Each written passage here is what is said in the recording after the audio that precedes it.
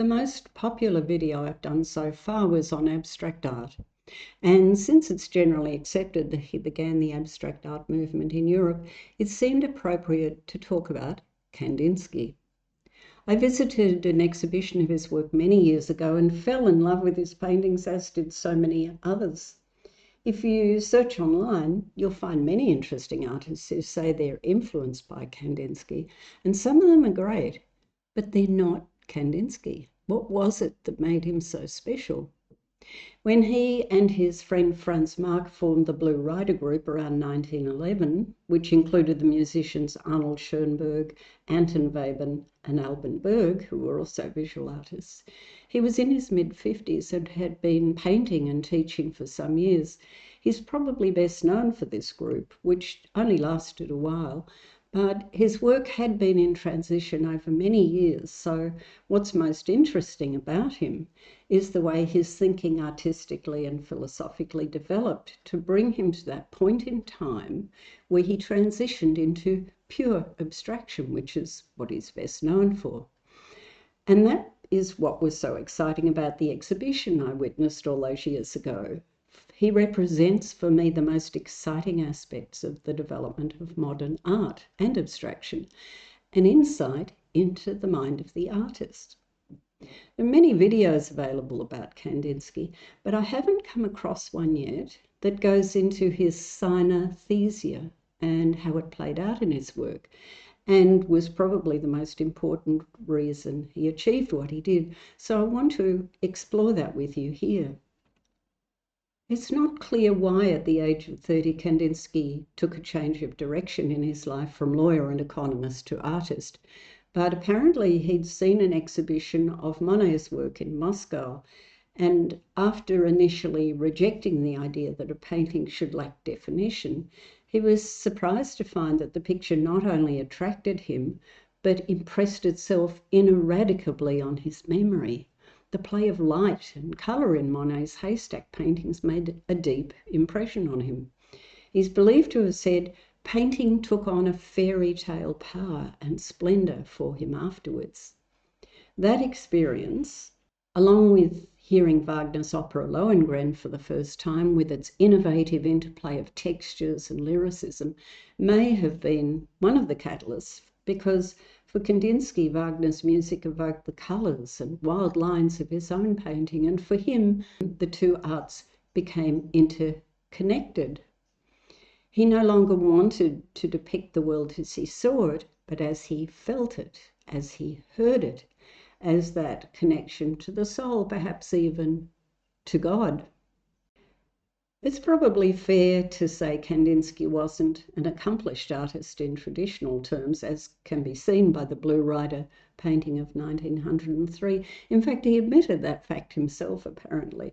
But what we can say is that he saw the visual world with an unusual eye.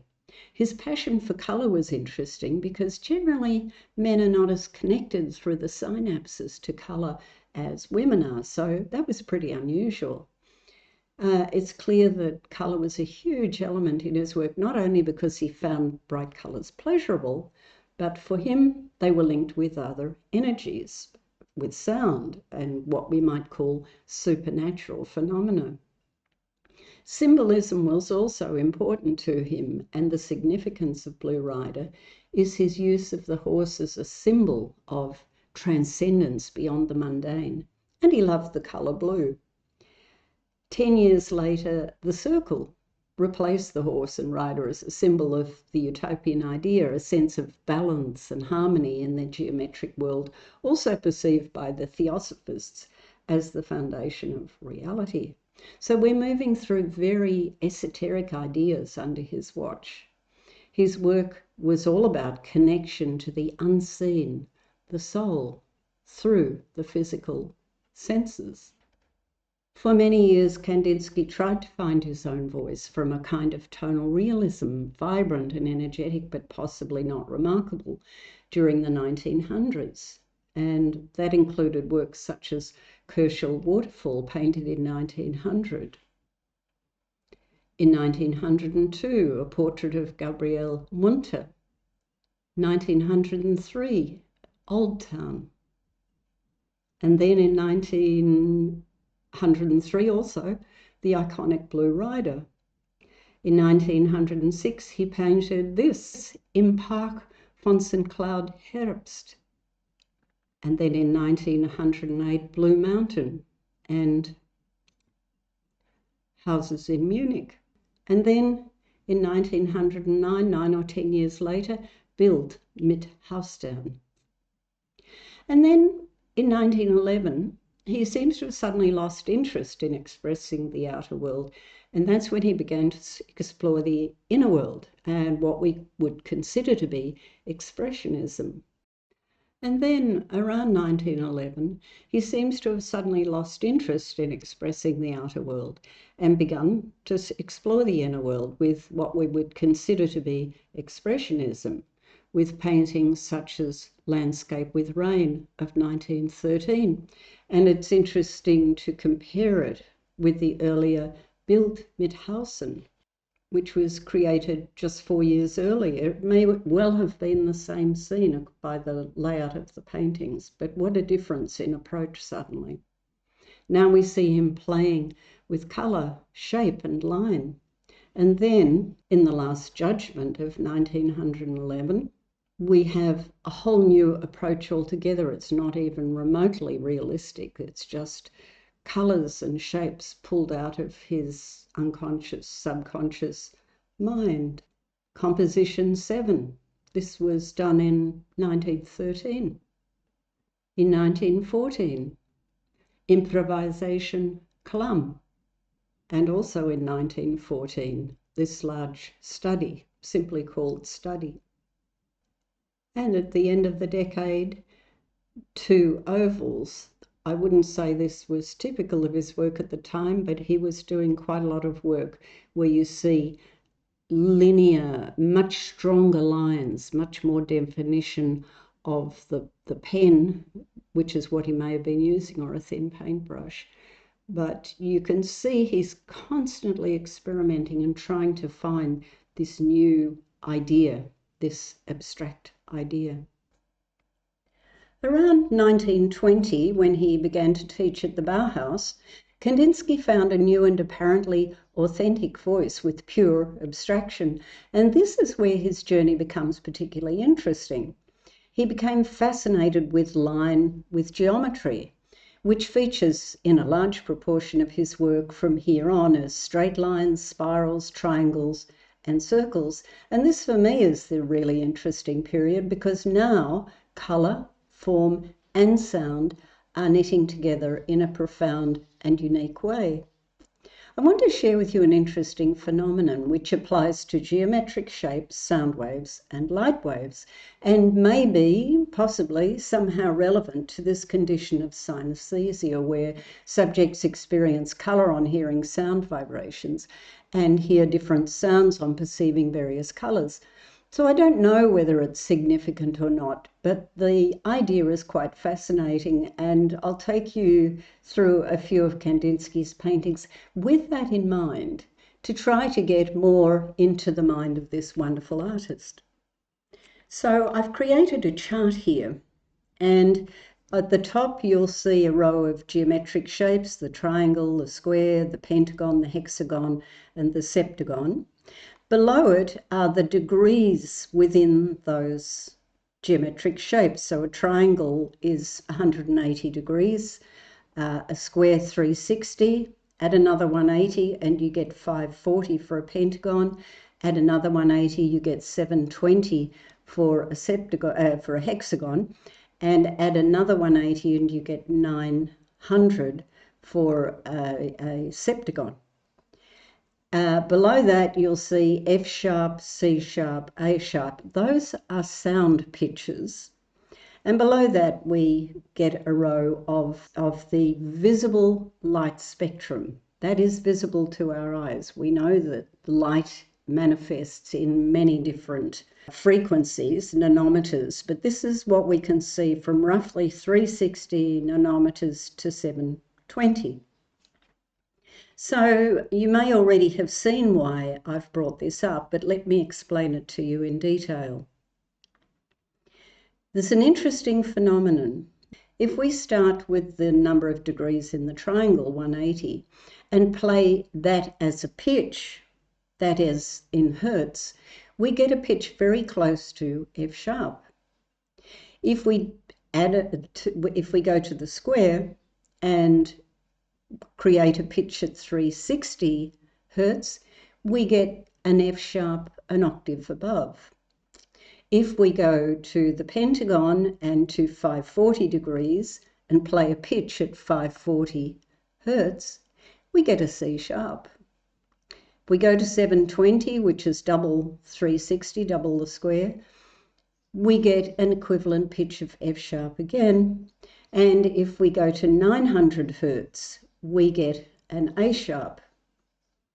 For those of you who know about music, you'll find that particularly interesting because we have the pitches F sharp, A sharp, and C sharp, which form a perfect major triad.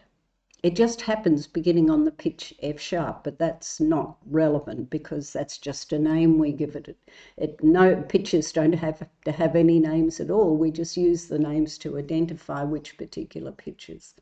If we halve 900 and we get 450, so if we halve that and play a pitch at 450 hertz, we do get an A sharp, but a whole octave lower. So I've put 450 hertz as an A sharp here. Now, if you haven't seen why I'm going into this, let me point it out to you. Here we have 360 degrees of the square. We have the pitch F sharp, and then the lowest visible part of the light spectrum is also 360 nanometers. They're the same number. That could be coincidence, but if we go to the C sharp, to the 540 hertz, how interestingly, we get a pure yellow color at 540 nanometers. And then if we go up to the next F sharp at 720 and come down here, we see that 720 hertz and F sharp and 720 nanometers, which is the highest frequency our eyes can detect, are all the same. 720 in the red, 540 in the yellow, and ultraviolet 360. And now you'll see why I put the 450 here, because it's off the chart to the right. If we go to 450, we find that 450 hertz is right in the middle of a pure blue, what we call cyan. It's not a warm blue, it's not a cool blue, it's a pure unadulterated blue. So what do we have here? We have a major chord. We have these sequential geometric shapes, and we have a pure red, a pure yellow, and a pure blue falling on exactly those chordal numbers, A sharp, C sharp, and F sharp. You may be wondering, as I do wonder, whether synesthesia may not be in fact tied up with this phenomenon. But now you can see why, through Kandinsky's studies, he was interested in Madame Blavatsky, he was interested in the Theosophists, who do talk about geometry as the basis of all knowledge. So you can see how he may be putting this all together now: sound, light, and line. One other little thing, if we take one line away from the square, we get a triangle. If we take a line away from a triangle, we get a straight line, and we also get down to 0 degrees and therefore no sound. So that's quite interesting, just bear that in mind. If we go to the other side and we keep adding numbers to the right, keep adding sides to the geometric shapes, and therefore keep adding frequencies, we can go on ad infinitum. And if we do that, eventually there are enough sides to that geometric shape that it looks like a circle. And a lot of people, myself included, believe that a circle is not in fact 360 degrees. The number of degrees in a circle is infinity. So you can imagine from a philosophical point of view, that is also extremely interesting.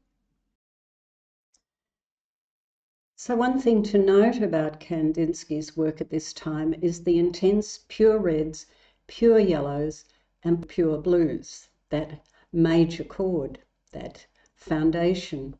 And in Composition 8, completed in 1923, we see what to me looks like the sound of an orchestra. He may not have intended it to be so, but given Kandinsky's synesthesia, he's very likely had music in mind. Going back to the relationship between these various vibrations, we see the hazy blue area surrounded by a triangle, small patches of violet, which is very low frequency, low and cooling vibrations in terms of color. But also, as we saw, the triangle supports a low frequency sound, blue, almost like the lowest languid notes of an orchestral bass line. We see other triangular shapes, once pure white, and parallel straight lines like melodic lines repeated by several instruments in tandem, which is called a tutti in orchestral language. The background is yellow, midtones in an orchestral palette, which provides harmonic support for the lowest and highest pitches, seen here as intense patches of red. And in between are various combinations of colour in the mid-range. Then we see straight lines in various directions. As I said before, the straight lines geometrically have no equivalent sound vibration. They're almost like potential. Rather than being definitive spaces, they're potential. There's also a triangular shape pointing to the sky, almost like a rising and falling melody, and all the melodic interfaces that support it. Or perhaps it suggests the key, the center to which all harmonies fall eventually, that purity of light which is white. The repetitive semicircular shapes, lower center, seem to allude to ostinatos, that is, repeated chord patterns. It's a symphony of light and color. And then on white, also done in 1923, we have different forces at play. We see the triangles, circles, and semicircles, but here we also have box-like, uneasy but solid heavy shapes in muted colors, almost trying to contain jagged forces. The black form from top left to lower right, harsh and discordant, swirling small lines, ripples of energy, and the odd box shape sitting amongst the chaos. Those box-like shapes, by the way, are interesting because Hilma af Klint had created similar images in her work more than 5 years early, and Kandinsky was familiar with her work. It may have been imitation, or it may be that it had symbolic meaning in the theosophical world to which they both belonged. Also in this image, we see only small patches of blue, of calm, of lower vibrations, but the red and yellow triangles are intense. This, to me, could be the music of Anton Webern or Alban Berg, who were friends of the artist, both of whose music is highly discordant, lacking the solid foundational harmonies of traditional classical music. And I wanted to place this one here, White Line, done 2 years later, seems to be a regression to his earlier expressionist painting. The signifier, being the white curved line over the top, is the only pure statement in a sea of cool blues and greens with patches of high frequency red. There's a significant change in the color palette from bright light colors to dark somber colors.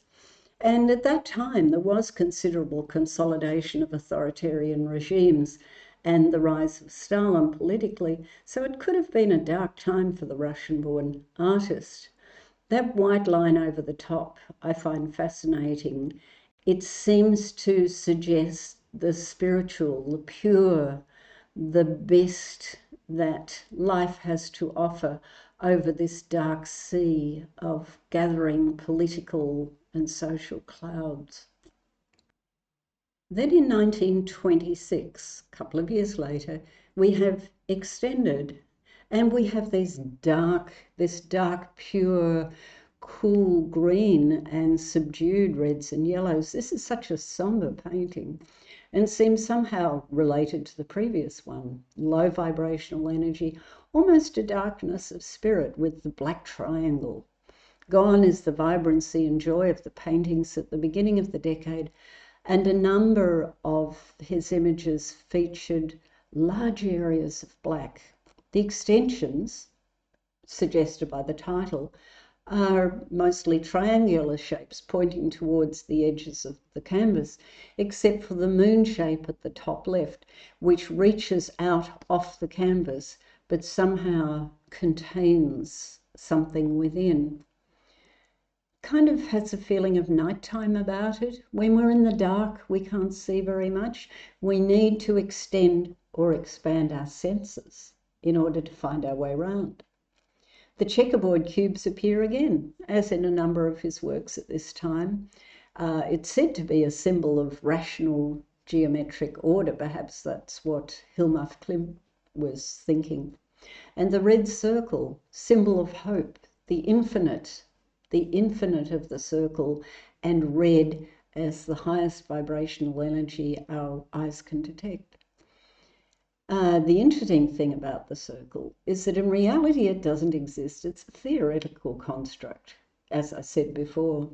So therefore the circle is extremely high in vibration, and the color red also high in vibration. So, and then we have the blue circle, low vibration, perhaps leading to 0 point in the other direction. Now we come to vermindertes Gewicht, meaning decreased weight, of 1928. So we've moved on 8 years from the symphonic painting. This appears to hint at his late life works to come, where the elements of the painting stand separately but in balance with one another, with that strange spaceship-like object to the right and the circular sun shape in the center, all elements apparently floating in space. Here he's adopted a brighter palette again, but with the reds and yellows muted, slightly muted, much more somber and mature than those earlier works. The yellow is something like yellow ochre or raw sienna, both of which contain fragments of the complementaries red and blue. The whole palette is warm, but not intense. The reds are subdued. The blues of his early paintings absent, except in the few spots of green. But here again, we're back to the fundamental triangle, the first expression of time and space. More than just potential, but not extended either. I sense that either he was beginning to feel he'd either said all he had to say, or he was still vibrantly creative and just exploring avenues not yet investigated. The extent of his imagination, the ability to continue exploring new ideas, is one of the most remarkable things about him, I feel. But the exuberance of the earlier abstracts was somewhat behind him. And then we get to 1930. This is called Far Away. To me, it's extremely moving. What is far away? God, goodness, safety, someone's attempt at an empire lost in the face of the eternal, the circle, the symbol of the sun and of the infinite beyond, freedom, safety. Dark clouds were settling over Europe by now. During the 30s, perhaps all that seemed left was hope. I suspect we all share those faraway moments where life seems empty, and yet there's somehow a gesture of hope there. The built shape is not solid, but it's balanced. It's waiting to move, to shift into another state of being, but it feels really fragile. It's such a moving painting. So now in his mid-60s, Kandinsky has moved on again. Those highly inspired paintings of the 1920s were behind him, and he almost seems to have dabbled, just playing with ideas, but not producing the profound works of earlier, which is not surprising, really. He'd had a long career. But one of these I find extraordinary, Decisive Rose of 1932. Here we see a single square of pink hue, not red, pink, solid, immovable, but comfortable in its warm light, and surrounded by those small black statements, triangles, circular shapes. No primary colors, no pure vibrations, no basic harmony. The eye registers black as a shadow or a hole, but strangely, these shapes stand out from the cool green-yellow background as though a hint of the afterlife to come, perhaps, or as reflections of the dark unknown in all our lives, as irritations in a calm, uneasy sea.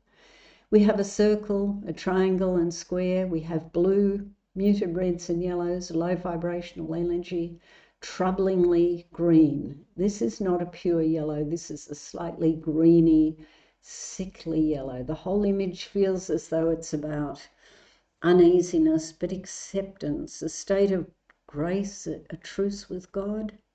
The shape in the form of an envelope, center slightly left, appears to contain a message, a mystery, a contract. To me, it feels quite profound. And here my soliloquy about this great artist ends. I just wanted to cover that interest in his synesthesia with the way he was producing those images in the last 20 years or so. We're so blessed to have been left a legacy of incredible works by a prolific visionary whose influences felt right up to the present day. Thank you for joining me. And please remember to click the like button, and I'll see you next time.